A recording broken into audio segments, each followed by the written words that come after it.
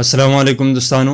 هر کس غواړي چې مونږ په هر ژبه باندې څوک هم مونږ ته چې میسیج وکړي هغه میسیج مونږ وګورو. که مونږ ته هغه ژبه نه راځي هم مونږ یې وګورو خپل په واتساپ کې میسیج کې یا په میسنجر میسیج کې دننه هغه میسیج ژبه خپل ژبې ته ترانسلیټ کړو. دغه شان مونږ په خپله ژبه یعنی په پښتو ژبه کې یو میسیج ورته ولیکو د یو بټن سره په همغه واتساپ کې دننه یا په میسنجر کې دننه په کوم ځای کې چې مونږ د یو کس سره میسیج کوو هغه ژبه چې کوم دو ډایرکټ یې دی زبان ته واړو، مطلب انګلیش ته، چې کوم یو ژبه وي اردو ته، چې کومه ژبه وي عربۍ ته، مطلب هر یو ژبې ته تاسو خپلې ژبې میسیج ولیکئ، بیا یې خپلې خوښې ژبې ته ور واړوئ، هغه کس ته یې ور سینډ کړئ.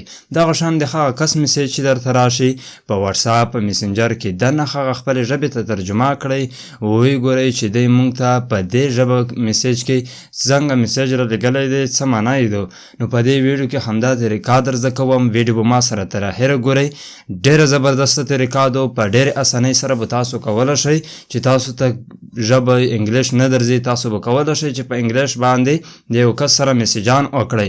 نو د دې لپاره به ویډیو ما سره تر اخره ګورئ. کله ویډیو څخه مو څه زده کړل زموږ ویډیو لایک کړئ، شیر یې کړئ. همدغه شان نورو معلوماتو لپاره زموږ فیسبوک پاڼه هم فالو کړئ. نو ورځو همدې طریقې ته ویډیو تر اخره ګورئ. دوستانو د دې لپاره به ګورئ تر ټولو اول تاسو یو اپ ډاونلوډ کړئ. د دې لینک به تاسو ته په اولنۍ کمنټ کې ملاوي شي. کله چې دا اپ ډاونلوډ کړو آن یې کړئ. ګورئ دلته کې به تاسو ته سټارټ بټن درکړي، په سټارټ بټن باندې کلیک وکړئ. کله چې په سټارټ بټن باندې کلیک وکړو دوستانو دلته کې تاسو ته دغه شان اپشن درکوي، تاسو ته به ښکاري په دې ځای باندې به کلیک وکړئ. د همدې اپ نام به وګورئ، دغه اپ دی او دا بټن چې کوم دی دا به تاسو آن کړئ. بیک بټن سره به راشئ، دلته کې به په ایکسپټ بټن باندې کلیک وکړئ. هغې وروسته به ګورئ دوستانو په دې طریقې سره راشي. دلته کې بعضې په موبایلو کې ډاونلوډ اپس وي او په بعضې موبایلو کې انسټال اپس وي. نو زه په انسټال اپس باندې مې کلیک وکړو، د همدې اپ نام باندې مې کلیک وکړو او دا بټن چې کوم دی دا مې په دې مې کلیک وکړو. بیا دلته کې مې په الاو بټن باندې کلیک وکړو. زموږ دا پرمیشن هم دې اپ ته الاو شو. اوس ګورئ دوستانو په دې طریقې سره راځي، په دې ځای به کلیک وکړئ. دې طریقې سره ګورئ همدا اپ زه ان کوم. دلته کې ان کولو سره په دې کې یو سیټینګ بل هم کوئ. نو ګورئ په دې طریقې سره اوس موږ ته راځي. دلته کې به موږ تاسو سلیکټ کو انګلیشو، په دې ځای کې به موږ تاسو انګلیش سلیکټ کو. مثلا چې کومې ژبې ته ترجمه کول غواړئ هغه به سلیکټ کړئ. په دوهم کې به موږ تاسو دوستانو سلیکټ کو پښتو ژبه مو سلیکټ کړه. اوس به دوستانو چې کوم دی موږ د دې ځای نه بیک وځو. که چېرته تاسو ته په واتساپ یا په بل ځای کې میسیج راشي نو تاسو به لاړ شئ هغې ته چې کوم کس تاسو ته میسیج رالیږلی وي هغې ځای ته ورشئ. دلته کې به تاسو په موبایل کې یو بټن پیدا شوی وي، ګورئ دا بټن دی. نو دا بټن مو چې راوړو په هغه لیکنه مو پرېښو ډایرکټ به ستاسو هغه میسیج چې کوم دی ګورئ په دې طریقې سره به هم نه راځي، په دې ځای کې به دننه چې کوم دی ترجمه کوي. دا بټن ما راوړو په دې میسیج باندې مې پرېښودو. نو ګورئ چې دلته کې ښکاري چې ته څنګه یې.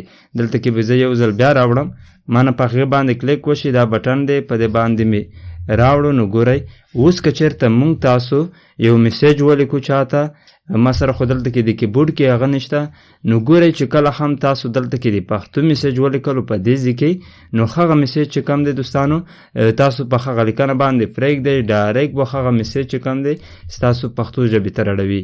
مثلا موږ دغه میسیج چې کوم دی کاپي کړو، دلته کې زه رالم په دې ځای کې مې فرسټ کړو. د فرسټ کولو سره ګورئ دلته کې پښتو دو. نو که چېرته دا بټن زه راوړم په دې میسیج باندې پرېږدم دا لیکنه چې کوم دو انګلیش ته بیاړوي. په دې طریقې سره دوستانو ګورئ دا هغه اول کې انګلیش وو. نو اوس ګورئ دوستانو په دې ځای کې چې کومه یو جمله هم انګلیش وي نو بیا چې کوم دو دوستانو هغه لیکنه چې کوم دو پښتو ته راړوي.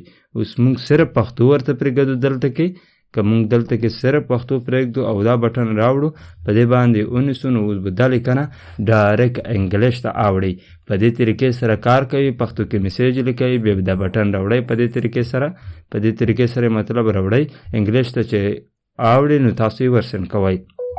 نو که دا ویډیو مو خوښه شوې وي حتما ملګرو سره شیر کړئ، زموږ فیسبوک پاڼه فالو کړئ، ویډیو لایک کړئ، که څه پوښتنې کول غواړئ کمنټ کړئ. تر بلې ویډیو د لیلا په امان.